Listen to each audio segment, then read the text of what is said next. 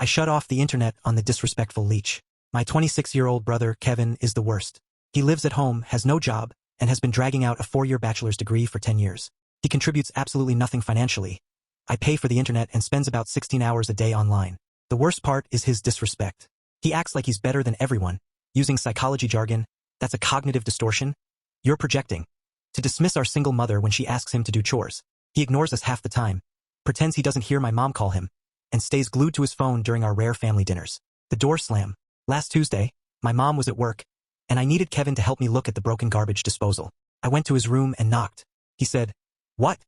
through the door. I opened it and he was at his computer with his headset on, playing a game. I said, "Hey, the garbage disposal is broken. Can you come look at it with me real quick?" He didn't even turn around. "Yeah, I heard you. I'm in the middle of something." I pressed him, saying it would only take 2 minutes. Then, while I was still talking mid-sentence, he literally reached back and slammed his door shut in my face. The nuclear option. I stood there shocked, then instantly furious. I went straight to my room and pulled up the Wi-Fi app on my phone. Since I pay for the internet, I have the ability to control the router. I found all of Kevin's devices, his computer, phone, tablet, and turned off the connection to every single one of them. About 30 seconds later, I heard him scream, "What the hell?" His door flew open, and he came stomping down the hall. "Did you turn off the internet?" he demanded. "Yeah, I did," I said. "Turn it back on." I was in the middle of a ranked match. I stood my ground.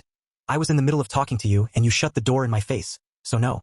He started yelling, calling me petty and immature, and falsely claiming he pays for stuff too. He was losing it because he couldn't get back online. Finally, he snapped, "Fine. I'm telling Mom." He actually called our mother at work. The aftermath. My mom came home an hour later absolutely furious, but not just at him. At both of us. She started screaming about how she was losing her mind and how her own kids can't get along. She was crying and yelling at the same time, saying if she wasn't here, we'd probably kill each other. It was a really bad scene. I turned the internet back on because she asked me to, but I didn't apologize. The next morning, Kevin had packed 2 duffel bags and his backpack. When my mom asked where he was going, he said he was going to stay with his friend Tyler or maybe our Aunt Janet, who always lets him get away with everything. He said he needed space. My mom tried to get him to stay, but he left without saying a word to me. That was 5 days ago.